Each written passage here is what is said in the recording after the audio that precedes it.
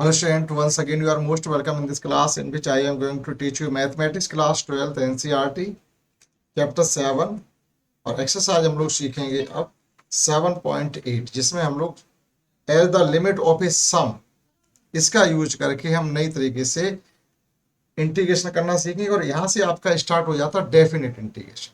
यानी इसके बाद जो भी इंटीग्रेशन है, जो कॉन्सेप्ट आप सीख चुके होंगे, फिर आपका इंटीग्रेशन शुरू होगा। यानी जो हमने कॉन्सेप्ट पहले एक्सरसाइज में सीख रखी उनका यूज होगा। तो थोड़ा देखिएगा, यहाँ पर भी हमें सीखने के लिए मिलेगा कि सम एज ए लिमिट की तरह, लिमिट ऑफ ए सम की तरह किस प्रकार से डेफिनेट इंटीग्रल को हम फाइंड करते हैं। थोड़ा आपको यहाँ पर लर्न रखना पड़ेगा। जो कॉन्सेप्ट लगेगी देखिएगा वो क्या होती है। यहाँ पर अगर हम ये कंसिडर करके चलते हैं, जैसे हियर वी हैव कुछ टर्म होते हैं। थोड़ा हम ये एग्जाम्पल 25 कर रहे हैं, ठीक है। तो यहाँ पर a is equal to lower limit होती है जो कि 0 है, और b is equal to upper limit होती है जो कि 2 है, और h इज इक्वल टू होता है आपका b minus a upon n, अर्थात b है 2 माइनस 0 अपॉन n, यानी h इज इक्वल टू आपका 2 अपॉन n है।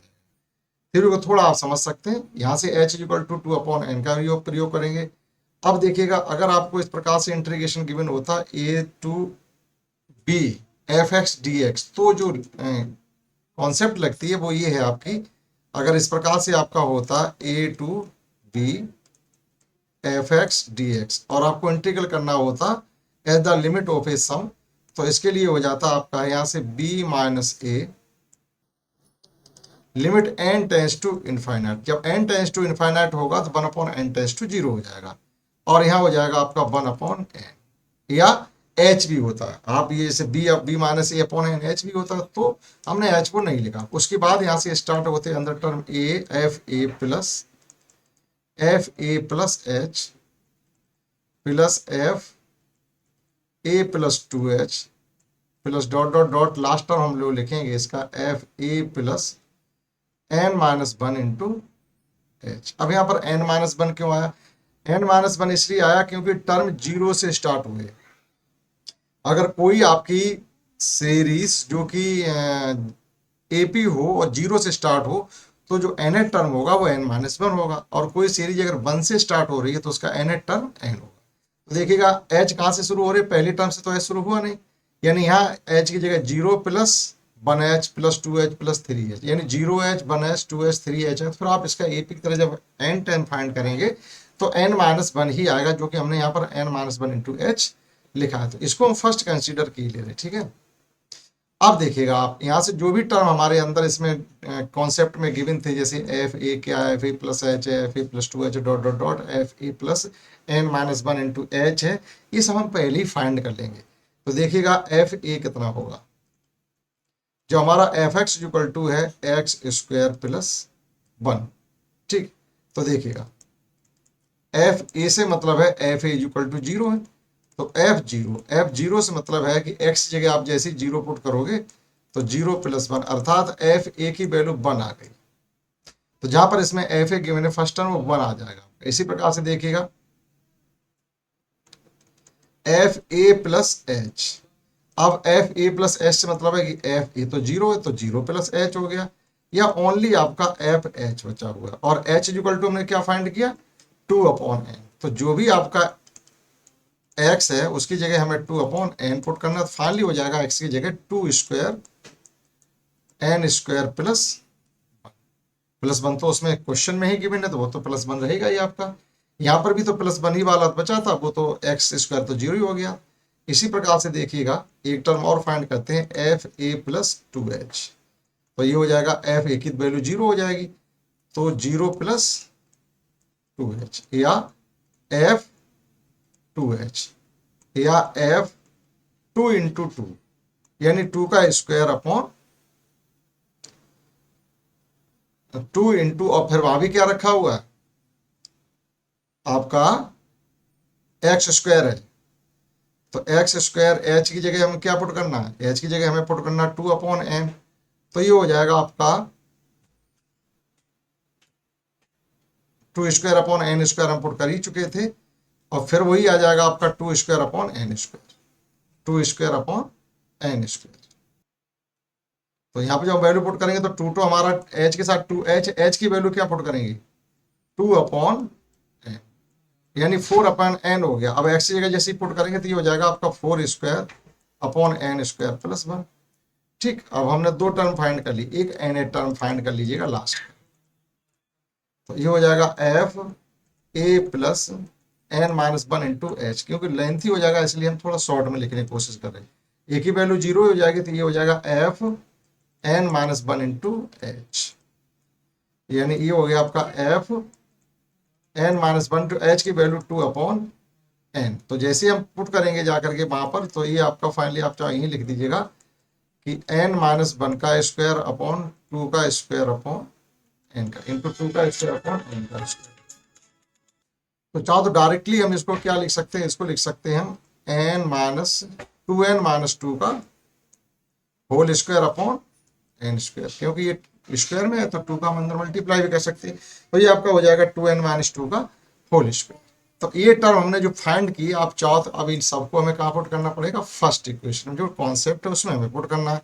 तो देखिएगा +1 भी सबके साथ चल रहा है, +1 भी सबके साथ चल रहा है। तो जैसे हम इनको फाइंड करेंगे यहाँ पर फ्रॉम फर्स्ट, तो ये हो जाएगा आपका b-a से मतलब क्या था, b-a से मतलब है 2/n। तो यहाँ पुट कर दीजिएगा 2/n limit n tends to infinite, और ये जैसे यहाँ पर लिखा हुआ था b-a की वैल्यू 2 है, और ये अपना लिखा हुआ है h, ये 1/n लिख 1/n। तो 1/n तो हमने यहाँ लिख ही दिया था, उसको लिखने की जरूरत हमारी नहीं है। पुट कर लीजिएगा वैल्यू, देखो डायरेक्ट ही पुट करेंगे तो ये 1 + 1 + 1 सबके साथ है, तो 1 + 1 एक ब्रेक एक बार लिख दे रहे 1 + 1 + 1 डॉट डॉट डॉट आपका है n तक, n टर्म है। ठीक है, ये हो गया प्लस। अब देखिएगा हमारे पास क्या टर्म है, ये 2² यानी 2² अपॉन n², 4² अपॉन n², ये हमारी सीरीज आपकी चल रही है। तो एक तरीके से जैसे ही हम, ये आप ध्यान से देख लीजिएगा एक बार, अगर जैसे यहाँ पर हमारा फर्स्ट टर्म में है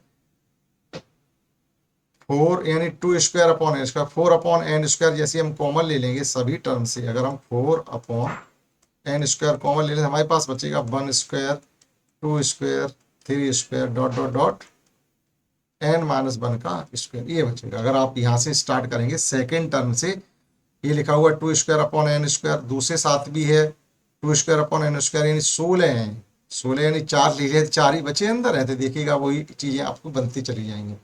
अब इसको हम केवल सॉल्व कर लेंगे, तो जब सॉल्व करेंगे तो ये हो जाएगा आपका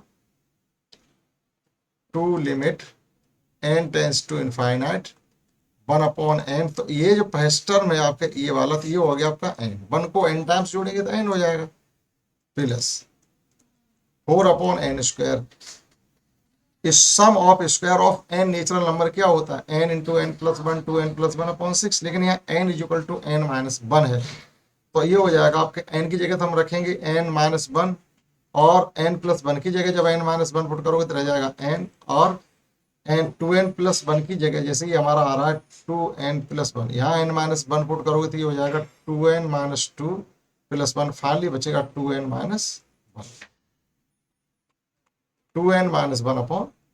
1/6, ये होगा।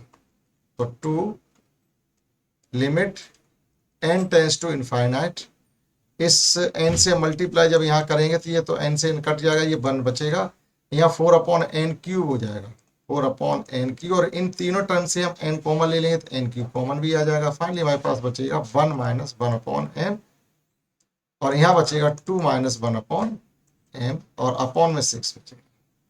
1/n लिमिट का यूज करेंगे जब n टेंस टू इनफाइनाइट होता है, 1/n टेंस टू 0 हो जाता है। तो ये हमारे दोनों टर्म 0 हो जाएंगे कुल मिलाकर के, एक ये टर्म 0 हो जाएगा और ये टर्म 0 हो जाएगा, और ये n³ से n³ कैंसिल आउट हो जाएगा। लिमिट यूज करेंगे तो ये 2 बाहर बचा हुआ है, इनटू में यहाँ आपका बचेगा 1 प्लस, लिमिट का यूज करेंगे तो ये बचेगा 2/n, 6 यानी 1/3 यानी 4/3, 4 2 जा 8/3, इंटू में 4 भी है, यहाँ पर इंटू में 4 भी है, 4, ठीक है। और हमारा 2 बचा हुआ था, 2 लिखा हुआ है, ब्रैकेट में यहाँ पर 1 लिखा हुआ है, ठीक। और ये 2 2 जा 4, 2 3 जा 6, यानी ये लिखा हुआ है 2/3, और इंटू में लिखा हुआ है आपका 2, ठीक है, 2 लिखा हुआ था, ये हो गया आपका 2, और ये प्लस नहीं है, इंटू का साइन, 2 इंटू, और ये हो जाएगा कितना 4/3, और ये 3 यानी 7/3, 7/3 मल्टीप्लाई करेंगे तो ये हो जाएगा आपका 14/3। ए हमने बहुत शॉर्ट में करवाया है, बहुत से टर्म हमने डायरेक्ट छोड़े हैं। तो यहाँ पर देखिएगा एक बार आप, जैसे ये था आपका sum of square of n natural number होता है n इंटू एन प्लस 1/6, लेकिन n हो तब, लेकिन n की जगह n-6 है, तो जो भी n into n plus n+1 into 2n+1 है, उसमें आपको n इक्वल टू n-1 जैसी रिप्लेस करेंगे तो आपका आ जाएगा n-1 इंटू एन 2n-1/6। उसको हमने सॉल्व किया है, ठीक। तो इसमें आपने सीख पाया होगा कि एग्जाम्पल 25 को हम सम एज ए लिमिट की तरह कैसे इंटीग्रेट करेंगे। आशा करते हैं आपने ये सीख पाया होगा। इस क्लास में ये एक एग्जाम्पल 25, आगे सीखेंगे नेक्स्ट एग्जाम्पल 26। दैट्स